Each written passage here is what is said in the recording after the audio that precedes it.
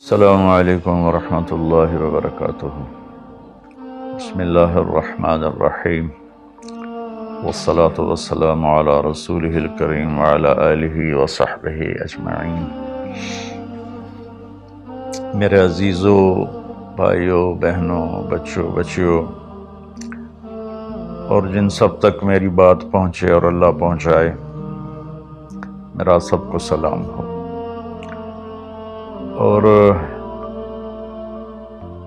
میں پچھلے دنوں گر گیا تھا، لیکن شکر ہے اللہ کا، ہڈی نہیں ٹوٹی، کوئی دانت نہیں ٹوٹا، لیکن پورے چہرے میں درد ہے۔ تو مجھے ایسے خیال آیا کہ کچھ قرآن کے ساتھ سفر کرنا چاہیے، کچھ حدیث پاک کے ساتھ۔ تو جتنی ہمت ہوگی میں آپ کے سامنے کچھ نہ کچھ پیش کرتا رہوں۔ تو آج میں نے قرآن پاک سے ایک بڑی خاص چیز اخذ کی ہے، وہ آپ کو پیش کرنا چاہتا ہوں۔ انسان کے علاوہ جتنی مخلوق ہے سب تعلیم یافتہ ہے۔ انہیں یہ پتہ ہے ہمارا بنانے والا کون ہے، انہیں یہ پتہ ہے ہماری بندگی کیا ہے۔ کُلٌ قد علم صلاتہ و تسبیحہ، ہر شے کو پتہ ہے میں نے بندگی کیسے کرنی ہے، اللہ کو یاد کیسے کرنا ہے۔ تو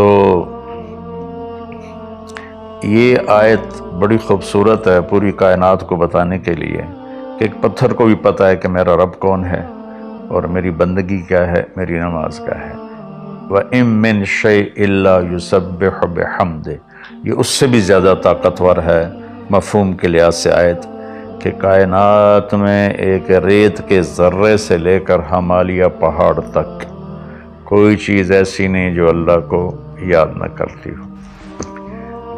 لیکن انسان جاہل پیدا ہوتا ہے، اس لیے آپ حیران ہوں گے بڑے بڑے پڑھے لکھے مفکر، سائنسدان،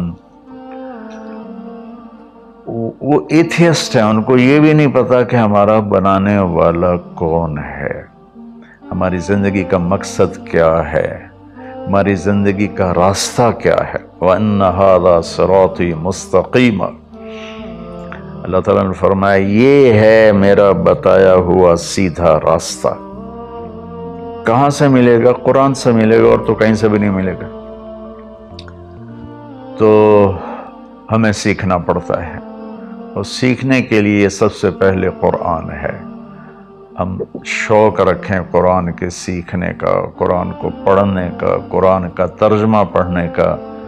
500 آیات کے علاوہ تو سب نصیحت ہے، تو بڑا اچھا لگے گا اگر آپ روزانہ کچھ قرآن کے لیے وقت مقرر فرما لیں۔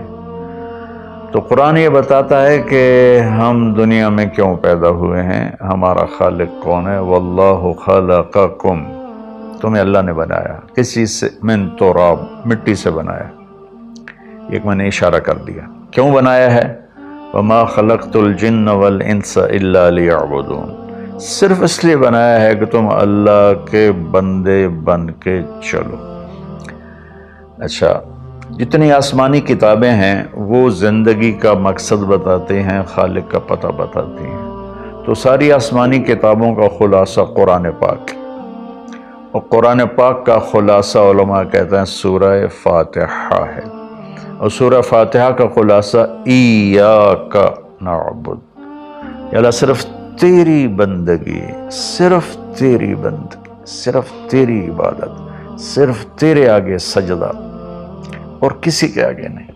وَإِيَّاكَ نَسْتَعِينُ، اور یا اللہ صرف ہم تجھ سے مدد مانگتے ہیں، تیرے علاوہ ہم کسی سے نہیں مانگتے، یا اللہ صرف تجھ سے مدد مانگتے ہیں۔ ایاک نستعین، ایاک پہلے آیا ہے، پہلے ادھر بھی ایاک پہلے آیا ہے۔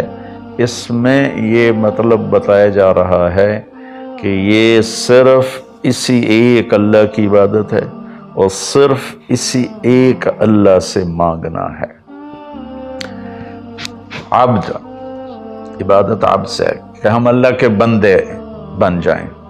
تو ایک جگہ اللہ نے تعارف کرایا ہے کہ میرے بندوں، میں تمہیں بتاؤں کہ میرے بندے کون ہیں۔ ویسے تو سارے اسی کے بندے ہیں، وما خلقت الجن والانس، انسان جنات سب کو اللہ نے پیدا کیا، لیکن اللہ تعالیٰ فرماتا ہے کہ مجھ سے تعلق جن کا ہے اور جنہیں میں کہہ سکتا ہوں کہ یہ ہیں میرے بندے، تو وہ سورہ فرقان میں ہے صرف 12 باتوں، 12 باتیں جس مرد عورت میں ہوں گی اللہ اس پہ مہر لگائے گا کہ میرا ہے۔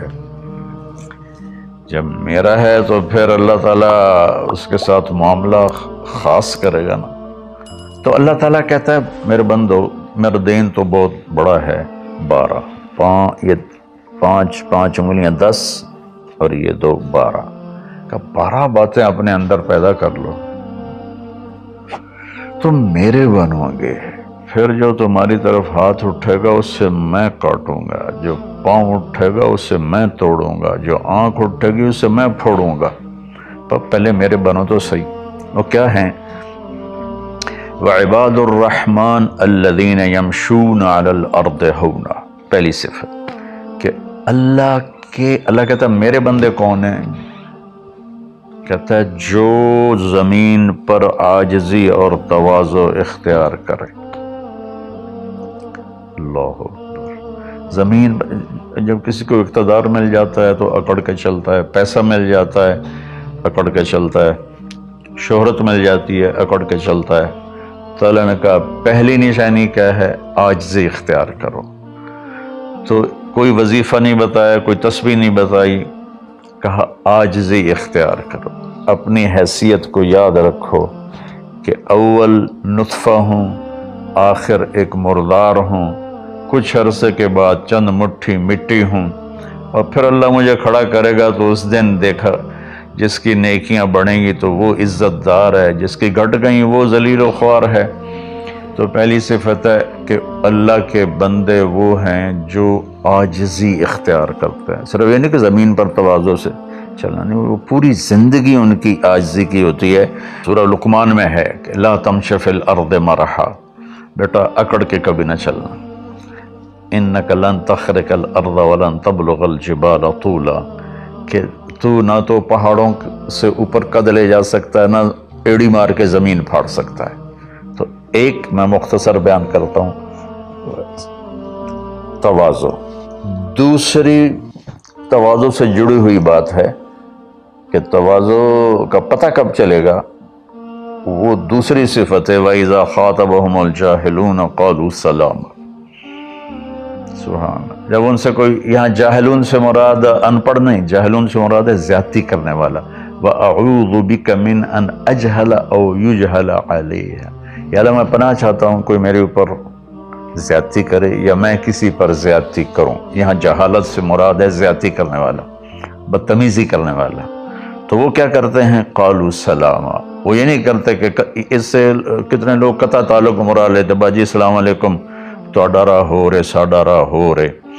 تو میرا اللہ یہ نہیں کہہ رہا، میرا اللہ کہہ رہا جب ان سے کوئی غلط گفتگو کرتا ہے، غلط معاملہ کرتا ہے، بدتمیزی کرتا ہے، تو وہ آگے تمیز کے ساتھ بات کرتے ہیں، وہ غصے سے بپھر نہیں جاتے، وہ اس کے لہجے میں بات نہیں کرتے، وہ ٹھنڈے مزاج کے ساتھ اللہ اس کے رسول کو سامنے رکھ کر وہ بات کرتے ہیں۔ 2، تیسری فرمائی والذین یبیتون لربہم سجدا وقیاما، عبادت کو تیسرے نمبر پر لائے کہ میرے بندوں کی تیسری بڑی صفت یہ ہے کہ وہ رات کو اٹھتے ہیں اور مجھے یاد کرتے ہیں۔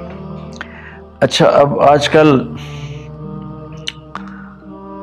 سستی کا زمانہ ہے، میرے نبی نے ایک حدیث سنائی، تو وہ بہت بڑی خوشخبری ہے آپ کے لیے۔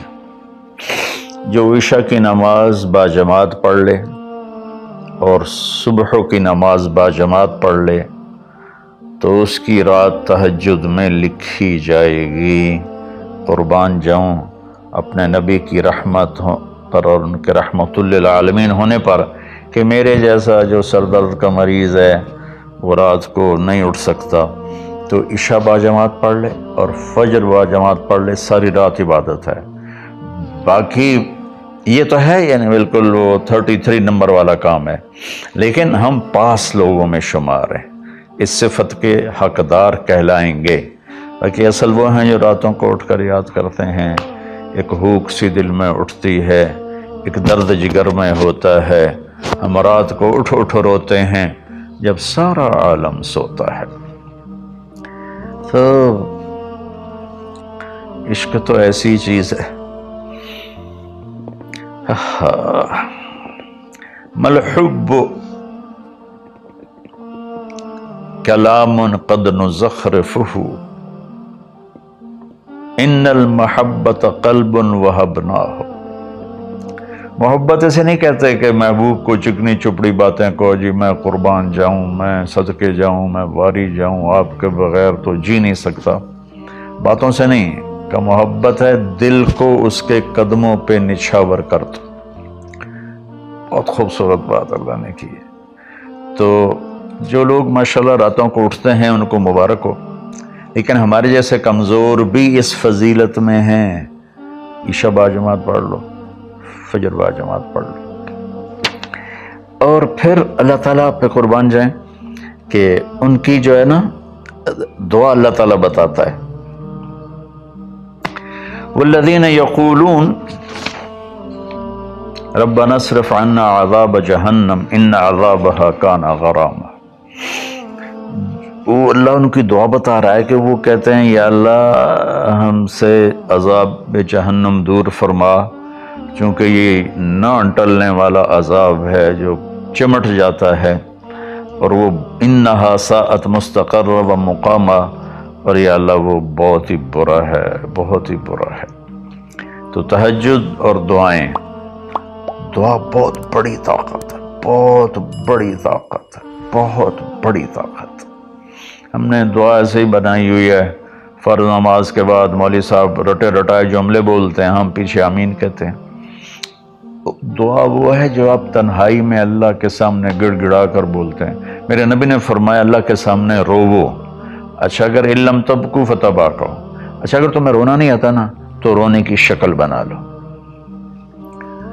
چوتھی چیز بتاتے ہیں، والذین یقولون ربنا اصرف عنا عذاب جہنم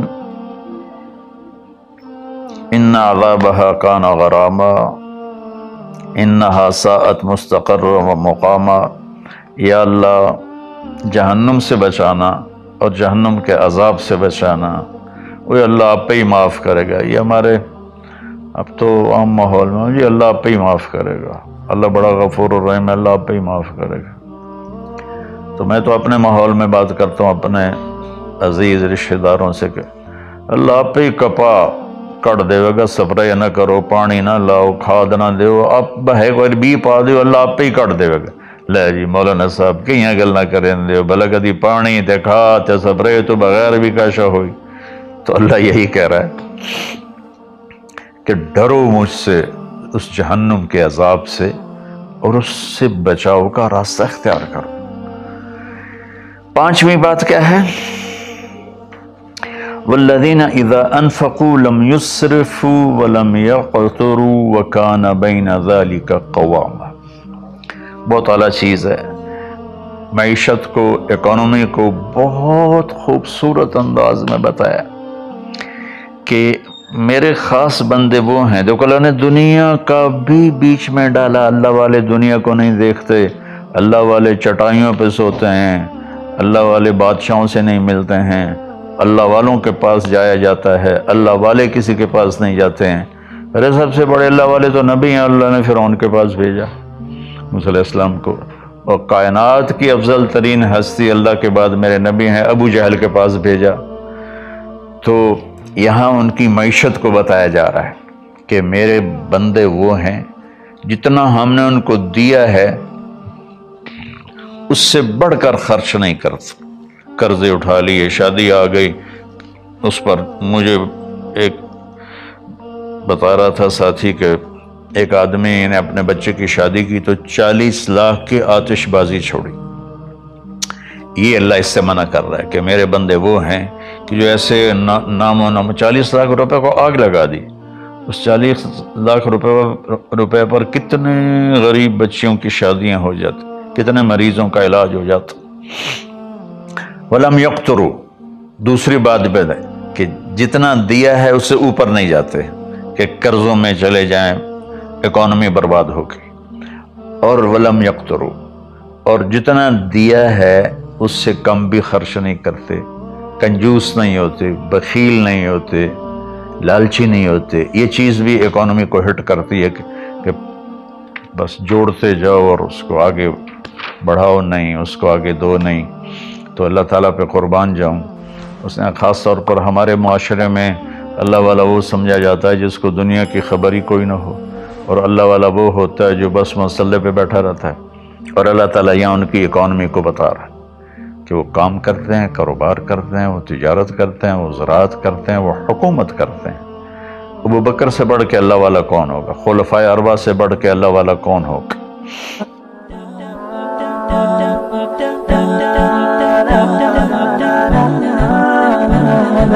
da da da